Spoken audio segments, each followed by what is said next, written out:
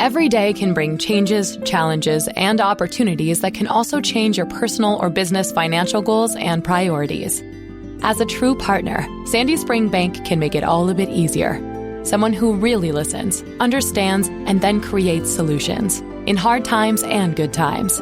We'll always strive to be your advocate, today and every day. That's real banking for real life and real business. Visit sandyspringbank.com/real. Member FDIC. This song's about a dusty road, a pickup and some dreams. But everything about this tune ain't nothing what it seems. My voice is highly processed, the auto-tune is a show. Yeah, my country twang is a load of bull, I was raised in Buffalo. These beats come from a drum machine, the horns are synthesized. The songwriters from Hollywood, the lyrics plagiarized. Don't know much about the farm life, never lived in the country. I learned to pick a six-string cause my rap career was ending. Nothing if this song is real, cause real is hard to do. So I tip my thrift store cowboy hat to the ones who see it through. 100% real pork. America's pork producers make pork 100% real.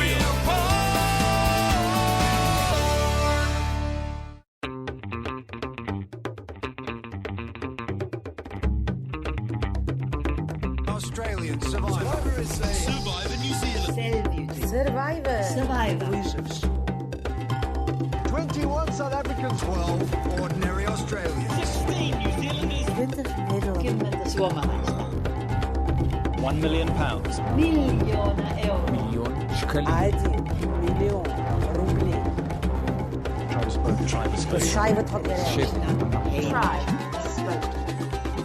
Hello everyone and welcome to RHAP's coverage of Australian Survivor Brains vs Brawn. I'm your host Shannon Gus, getting you ready here for a very special interview with the great JLP. We got into some really fun stuff, some back and forth about the show at large and the upcoming season, and maybe, I pitched some ideas. International Survivor season, is this going to happen? We talked about all of it and it was really, really fun. So I hope you guys enjoy that, and I just want to plug some of the other Australian Survivor stuff that we have going on. We have so much happening. We did everything you needed to know last week with Amy Chan. We did a full cast preview with the great Mike Bloom.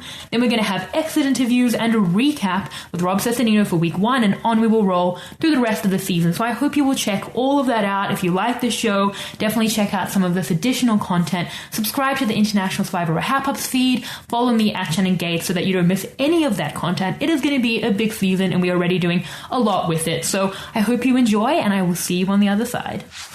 JLP, thank you for coming on to RHAP once again. We're privileged to have you. Oh, look, thanks for having me on. We're very excited to get your takes. Obviously, the season is on in 2 days. Very exciting stuff. I'll start with the big picture. Give us the pitch. What can fans really look forward to? No spoilers, but what are we looking forward to this season?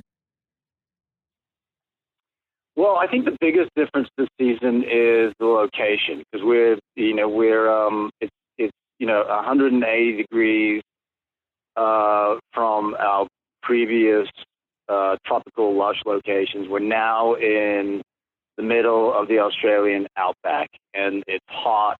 It's unbelievably hot. It's dusty. It's dirty. There are all kinds of wildlife that could kill you in an instant. It's kind of taken the show in a different direction, kind of a Mad Max direction.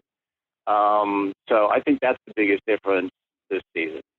Were there any difficulties or any benefits particularly for you as a production crew in filming locally? Well, it was easy to get things, shipped to the location when we needed them. So that was good from a production point of view. But we all actually found it really difficult. The environment, the temperatures were extreme, 40 plus degrees every day. And the locations were a lot further apart this season. And they're all in the outback, so there's no paved roads, all broken roads. So we were traveling 3 or 4 hours every day between locations. And when you do that, 7 days a week, it kind of takes its toll. So it definitely was tougher. And also, we reduced the game from 50 days to 48 days. Okay. It was a budgetary decision to try and save some money. And 2 days doesn't sound like much, but in a tight schedule, what was already a tight schedule, the 2 days is a lot. So all those things kind of conspired to make it a really tough season. Even though we reduced the game to 48 days, we were still producing the same number of episodes and the same content, you know. Yeah, and still having to get it down from 24 people, so I definitely understand that would be a quick turnaround. But, you know, on the other hand of the difficulties, you are showing kind of this Australian landscape to the world, to an audience, and also getting some money into the Australian economy, which is great through everything that we've been through. So were there any things that you really showed about Australia that made you really happy to just be like, this is our place, and this is our country, and we can kind of show that to the world in its glory? Definitely. I definitely think there was a sense of pride, you know, with the crew and certainly with me and the producers in being able to shoot it in Australia, like you said, to showcase what is available. And I think it's so different to what we were doing before. It's just a great, it's a great point of difference.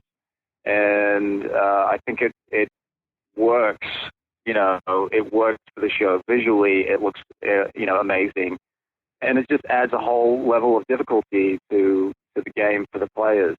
So I think it worked out really well. And then, like you said, there are all the other benefits of employing local people and boosting the local economy.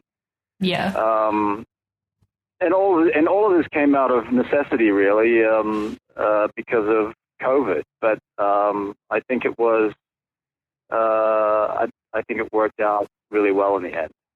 Yeah, definitely excited to see that very different location. I know it's something that fans of the US show and the Australian show have really wanted for a long time because it's been in Fiji for so long. So I think everyone is pretty excited about a different spot for it. But also a big thing this season is the theme. And I know that you've always been a fan of the US show. Obviously, they've done a version of Brains versus Brawn with Also Beauty. But why did this theme, speak to you personally as a host? Well, it's that age-old question, right? What's more valuable in the game of Survivor? You know, is it Brains or Brawn? And I think what you quickly will learn is that you really need, as a good player, you really need both characteristics, right? You need both skills. You need to be intelligent. You need to be physically capable. But one thing that's missing from that equation is the social game. And you'll see that the best players, they have brains, they have brawn, but they also have the social game. And personally, I feel like social game is probably the most important thing to have. And you'll see that as the game evolves or unfolds. Yeah, I think the US has often kind of given the social game to that like beauty tribe, which we don't have, which maybe was a false equivalence. I think it's probably cleaner to have Brains versus Brawn, but was there like a particular reason why beauty just got cut? No, I think, that was a producer decision. I just think the Aussie producers feel like having three tribes gets confusing for the audience. So that's why we did that in season 1, and I guess they felt that it was confusing for the audience. I don't feel that way, but that's what they think, and so I think that's why they were sticking to the two tribes. So that's why beauty got eliminated. Yeah, eliminated before the game. But I mean, there's been every joke in the book about how like you are the requisite beauty, so we already got it covered. I would like to know if you consider yourself more a brain or a brawn. Maybe, as you said, you got to have both, but like which one do you lean towards? Probably brain. I'm a bit of a thinker, so I would like to, I'd like to think that they'd be my people. Yeah, I mean, look, a lot of the listeners, I think, maybe will identify themselves as brains. They are people who listen to a Survivor podcast. How will the brains not die here is my question, because I think Australian Survivor is well known for having like really, really tough, epic challenges, often like big physical wrestling challenges. They can be a puzzle or two, but often it's like extremely physical. And I think a lot of us are like, well, the Brains might get like, you know, a little bit beat up here by these huge Brawn tribe members. Yeah, look, I think production was cognizant of that this time, and I think they made a concerted effort to create more balanced challenges that gave everyone a fair crack. And I think they achieved that for the most part this year. So I don't think it's going to be so one-sided like it has been in the past. Another thing about the season is it's been described in some of the promo stuff as a new era. Do you see it as such? Like, are you looking forward to progress the show through a new phase, or do you see it as kind of adding on to where it's come from? Because obviously we have had a bit of a break that we didn't expect. It, you know, comes off the back of an all-star season that kind of caps those first 5 seasons. So do you see it as this break or more of a continuation? I think it's more of a continuation, to be honest. I mean, the format's still the same. You know, we try to improve everything as we move along, but it's still within the same box. But I think everything, I think the challenges were really creative this season. The twists are great. But I think it's the location that's the big character this season. I don't know if it's necessarily a new era, but I definitely think that it is continues to improve and evolve. Yeah, how do you evolve, do you think, as a host, as the show has kind of gone on through the years? Well, look, I like to think that I get better at what I do, challenges and tribal. I'm always learning. I still haven't quite figured out tribal yet, and I think that I probably never will. It's just one of those things. Sometimes it all falls into place, and other times it just feels like it's a mess. But that's kind of what I'm striving to do, to try and figure out tribal. Yeah, what kind of challenges? Because, I mean, it is like a living kind of breathing thing, tribal, I would say. Like, what kind of challenges are you working through with that? Yeah, look, it's just I find it's just difficult. You've got 12 people in front of you, and you've got to remember all their stories. You've got to remember all their relationships. You got to remember all their strategies, and at the same time, I'm trying to get information from them that the producers want, but I'm trying to do that in a way that doesn't blow up the contestants' game, So it's just a really intricate dance that I'm trying to execute when I'm out there. And sometimes I get the rhythm right, and other times I'm stepping on people's feet. It's just one of those things that I haven't quite figured out yet. I think you do a good job. I think maybe you're a little hard on yourself, but I understand that would be really difficult. It's like a group therapy session, but in secret, where you have more information. Like, I totally get why that would be so hard. And something that Australian Survivor has that the other franchises don't is that it has these like surprise non-elimination episodes because it needs to for the episode order. Do any stand out to you from the past that you like really liked or didn't like, or even some ideas maybe for the future that you would like to see it go in that direction? Look, I'm not a fan of the non-elimination episodes, and unfortunately, it's just a necessity for our format because we do so many more episodes per season, and we just don't have enough bodies to vote off. So personally, I'm not really a fan of them. I'm just trying to think of one that, I mean, occasionally they work out, okay, but they just feel a bit convoluted to me, and it's always tricky because someone wants to see the audience wants to see someone go home, right? And they don't. So that's a bit tricky. Yeah, we did actually a think tank on this last year trying to work out some ideas for the show and also just for the non-elimination episodes. And we got a suggestion from a listener that we thought kind of solved it. We thought, like, why don't they start with 2 extra people, like 2 tribes of 13. I don't know if they would think that would be too much, but it might solve it. So while I have you on the line, I thought maybe like I could get your ear if you're not a fan as well. Maybe that's something you can take to production. Yeah, I think that's a better way to go. But hey, I'll present them with it. We'll see what happens. All right, tell them that the fans seem keen. What's your opinion of the non-elimination episodes? I do think they're like a necessary evil, I guess, for the episode order. For me, like, I would prefer a more pure game. Like, there has been good drama sometimes come from it, but I do think there's a lot more miss, I guess, than hit with the non-elimination episodes. And while it can be like a shocking moment, I don't think the audience is ever happy to hear, like you say, you know, there's a surprise coming now, and it can feel a little game breaky and just kind of a bit of a letdown, I guess. Yeah, I'm with you. You know, I'm kind of a purist when it comes to Survivor, and you know, I like to keep the hand of the producer out of it, and unfortunately, you know, the non-elim is the hand of the producer, so to a degree, you know, and it just feels, I'm with you.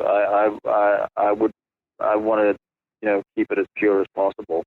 Yeah, I mean, they already cut it down from what it was in the first 2 seasons in terms of the episode order. So, like, we got rid of a couple. I think if they just started with more people, I don't think I personally would not be missing the non-elimination episodes. And I think it would just be a more straight down the line game. So, JLP, you have that suggestion. You're going to go back to them and tell them that we're on the same page with this. Yeah, I will, totally. I mean, honestly, we have, I don't want to tell you how the non-elims work this season. Yeah. But I think that the solution we came up with this season is probably the best way for us to do non-elims. And if they're not going to add extra people, then we should continue doing what you'll see this season for the non-elims. Okay. It's just a little less icky than what we've done in the past. All right. Definitely excited to see that. This episode is brought to you by HP Instant Ink. No one is reading your mind, but HP Instant Ink knows when your printer is running low and sends you new cartridges, so you never have to think about ink.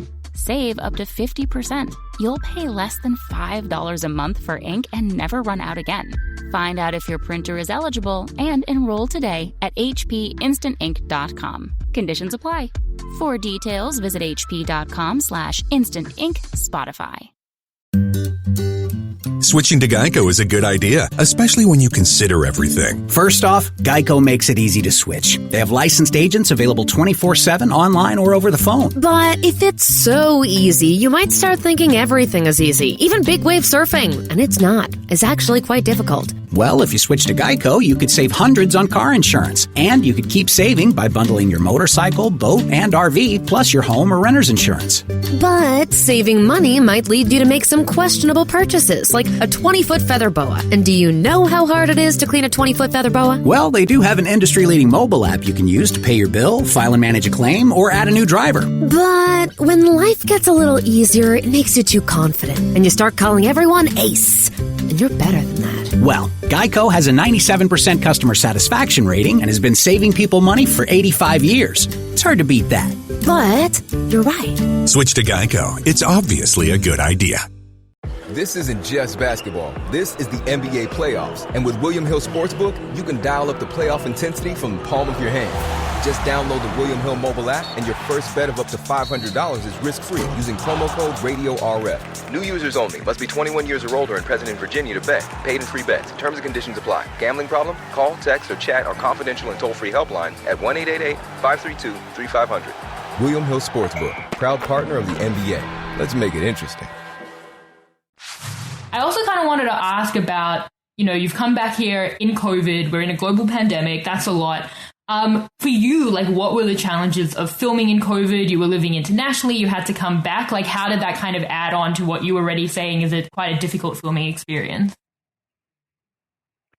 Well, you know, I did, over 12 months of lockdown through the pandemic in Los Angeles. And then I flew to Australia and did quarantine for 2 weeks. Mm-hmm. And then when I got out, there was like zero COVID in Australia at the time. So there were no restrictions, no lockdowns, no one's wearing masks, no one's social distancing. It was the first time I got into a restaurant in 12 months. First time I got into a gym in 12 months. So that was really kind of strange for me. And certainly when we got to the Outback, I mean, they haven't had a single case up there since the start of the pandemic.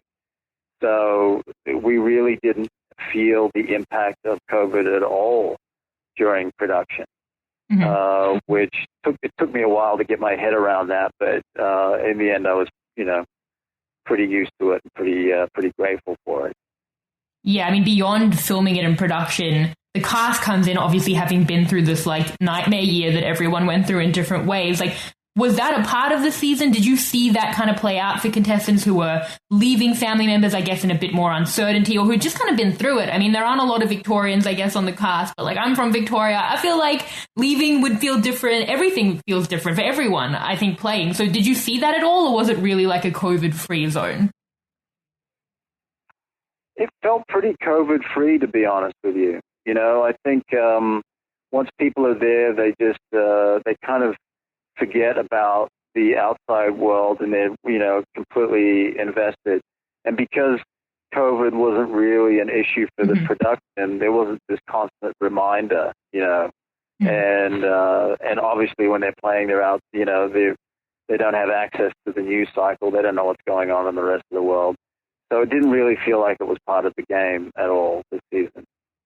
Very interesting. We've got the whole cast. We've got all 24 people in a cast preview that's been given to us. Take yourself back before filming about what you knew of the contestants. Did anyone really stand out to you that we should be particularly excited for? Yeah, there were a couple people that I thought were interesting, like George, the political operative. I thought he was kind of an interesting character when I saw his audition. And he certainly lives up to that in the game. He's definitely one to watch out for. He's an odd, has somewhat of an odd personality, but he's hilarious, very smart, and knows the game really well, and is a big risk taker, which is kind of what you want in a player, So he devised some pretty clever strategy throughout the season and took some big risks. So he definitely lived up to, my initial impression. But it's kind of weird when I look at a lot of the audition tapes. It's difficult to get a take on a lot of the players, because a lot of them talk a big game, but when they get to the floor, everything kind of changes. I think just something about the intensity of the game really has an effect on the players once they start, playing. So it's often difficult to tell from their audition how they're going to perform at the end. Yeah, I mean, we're definitely excited to see it play out with this cast. I want to go back to the theme because, as you know, Brains vs. Brawn, this US-built theme. For you, what's been your favorite theme? We've had All-Stars, we've had 2 Champions contenders, and now Brains vs. Brawn. Like, does any stand out to you as a favorite? I thought the Champions versus Contenders was a pretty good theme. I like Brains vs. Brawn too. I think these are all good jumping off points for a narrative. But that's what they are. And I mean, in the end, they're just kind of, they're to start the story, right? And I think when you see the game start to play out, you really, you need a bit of everything to be a good player. Yeah, I mean, there's been a lot of like kind of framing device themes in the US as well. Brains vs. Brawn, I think, is like a big one in that. But are there any other themes from the US that you would be keen to maybe try out in Australia? I like the idea of blood versus water. Mm-hmm. I think that's interesting. I like the millennials versus Gen X. I liked David versus Goliath, which I guess is kind of a version of Brains versus Brawn, right? Well, it's kind of a version of Champions versus Contender, if anything. Champions versus, yeah, exactly. What else do I like? I mean, heroes versus villains is always a classic, right? Yeah. What else have they done? I mean, I guess they could do like a bit of like a white collar, blue collar thing. It'd be quite similar, Brains versus Brawn, but I think that because AU really does like go hard on the story, they could get some of those like blue collar stories in there, and it probably work pretty well. Yes, I think it would work well. Totally. But I guess it's kind of similar to Brains versus Brawn again, right? Yeah, you'd cut No Color just the same as you cut Beauty because it kind of doesn't fit. So I could see that, but I think they'd have to do it quite a few years after Brains versus Brawn because it is quite similar. Yeah. Are there any themes that you have ideas for that have never been done in the US that you would like to see the show do?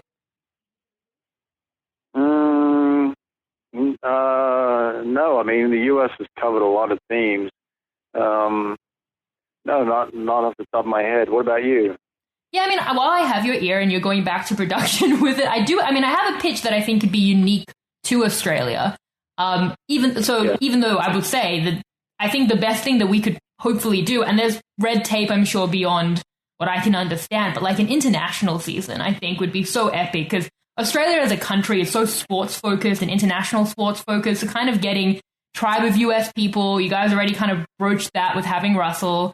South Africans, maybe, you've got this world of Survivor happening on 10 Play where they have like Survivor South Africa coming day of to 10 Play. They've got US, they've got New Zealand. Like, I think Australia is the country most kind of consolidating this global culture. Like, I think that would be, especially as someone who covers all the shows, but just like so epic to have like an international season of people on different teams and then kind of seeing how they all mix together. Yeah, I see that a lot on social media. A lot of the fans are asking for U.S. versus Australia this season. Yes, and I guess it is an interesting concept, but who's going to host it? You would host because it would be a season of Australian Survivor. It would fit into like our version of the show, but we would just recruit people from other countries. I mean, you'd get a lot of players who would be keen to do it. Yeah, look, maybe that's what they should. But then I'm sure there'd be a lot of people who would complain about that. Be like, "Hey, I'm an Aussie. I want to be on the Aussie one. Why do we have people from America or South Africa?" Right? Yeah. I don't know. It's just hard to keep everyone. It's hard to keep everyone happy. Well, even during All Stars, you get people who are unhappy, like, where are the everyday Aussies? You don't want All-Stars, but then, like, you want to be able to have All-Stars, so, like, you can't just cater to people complaining that they aren't on the show. That is a really minor complaint from that fan. You're right.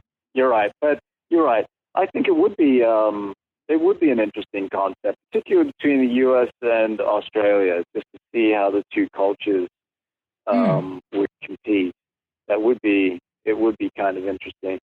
And I mean, let's be honest, the level of gameplay in the U.S. is pretty sophisticated. So I think they would give the Aussies a run for their money. Yeah, I mean, they've been through it 40 seasons, but hey, bring them over here to do our harsh climate, which they haven't done in, 20 or so years, and also 48 days. Like, we might have it over them. Yeah, that's true. That is very true. So take that to production. I think it's worth. I will. It's worth exploring. I will do that. Yeah, and it must be somewhat possible if Russell came. So we want Australia versus the U.S., and we want 26 players. Yes, 26, 13 U.S., 13 Australia. I love this. This is what's going to happen. And I want credit if that does happen. That's my list of demands, JLP. It's a great idea. Okay, we'll see if we can make it happen. Okay, great. I'm loving this teamwork vibe between us to get all the seasons we want. I'd love to look back a little bit because, it's been a big 5 years for the show, the All-Star season, so much going on. Is there anything you look back at as like favorite moments from the past few years of filming the show? Favorite moments? I guess one that stands out was the tribal where Benji convinced Sean not to play her idol. Yeah. That was that was kind of a crazy moment. That kind of just popped into my head. What about you? No, I mean, that was absolutely epic. I mean, so many things. I mean, there's been a lot of really great seasons. I would say, Luke getting voted out in 2019 stands out as just like, it was so sad and obviously encouraged the whole country to, get $500,000 for him. So that was pretty epic. But there are so many incredible moments. I mean, Dave's whole game last season is, I think, globally significant in how well he played. So there's definitely been some standouts.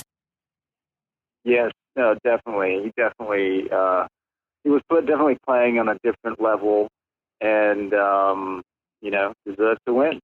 Well, JLP, thank you so much for joining us for this interview, for helping me cause all the trouble. The last question I have is that, you have this whole acting career beyond Survivor, and while this is a Survivor-specific podcast, like, is there anything you can tell the fans to check out that you're doing recently or currently in your career acting-wise that they should also, like, look out for JLP on?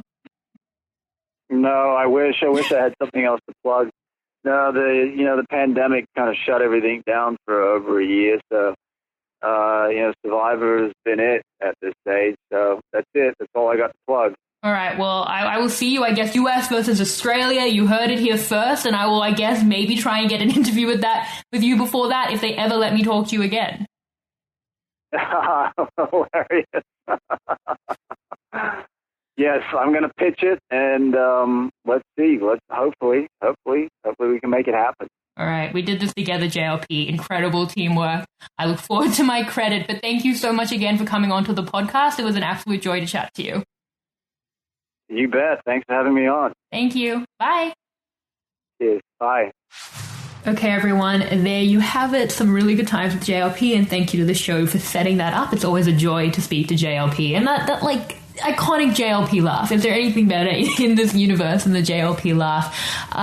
To recap again on what else you should be listening to, we have everything you needed to know, the theme, the location. Obviously, JLP gave a lot, but we dive deep with Amy Chan. We've got the full cast preview with Mike Bloom, and then we're going to have exit interviews and recap starting with Rob Cesternino. Unfortunately, we couldn't make It's a Look work scheduling-wise with Bryce, but hopefully there's enough content to keep you satisfied otherwise. There is so much content. There is going to be a lot of Australian Survivor coming up. You do not want to miss it. Hope you're also checking out Survivor South Africa and my coverage with Mike Bloom about that every week. We're having a great time with it. It is Survivor overload, but it's definitely what we all asked for. The monkey is poor. We have it all now, and we are going to enjoy it. So thank you so much for listening. Hope you enjoyed this one, and I will see you next time. Bye.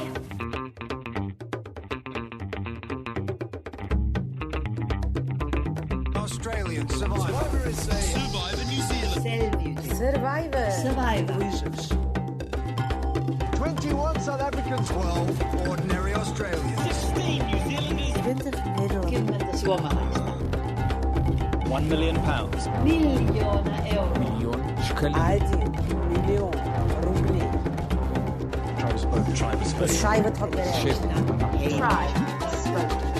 The adventure of a lifetime. Switching to Geico is a good idea, especially when you consider everything. First off, Geico makes it easy to switch. They have licensed agents available 24/7 online or over the phone. But if it's so easy, you might start thinking everything is easy, even big wave surfing. And it's not. It's actually quite difficult. Well, if you switch to Geico, you could save hundreds on car insurance. And you could keep saving by bundling your motorcycle, boat, and RV, plus your home or renter's insurance. But saving money might lead you to make some questionable purchases, like a 20-foot feather boa. And do you know how hard it is to clean a 20-foot feather boa? Well, they do have an industry-leading mobile app you can use to pay your bill, file and manage a claim, or add a new driver. But when life gets a little easier, it makes you too confident, and you start calling everyone Ace. And you're better than that. Well, Geico has a 97% customer satisfaction rating and has been saving people money for 85 years. It's hard to beat that. But you're right. Switch to Geico. It's obviously a good idea.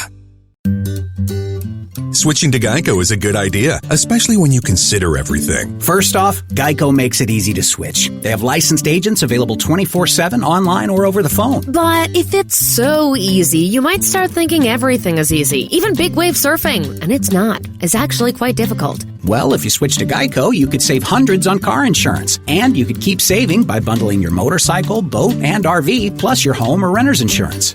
But saving money might lead you to make some questionable purchases, like a 20-foot feather boa. And do you know how hard it is to clean a 20-foot feather boa? Well, they do have an industry-leading mobile app you can use to pay your bill, file and manage a claim, or add a new driver. But when life gets a little easier, it makes you too confident, and you start calling everyone Ace. And you're better than that. Well, Geico has a 97% customer satisfaction rating and has been saving people money for 85 years. It's hard to beat that. But you're right. Switch to Geico. It's obviously a good idea.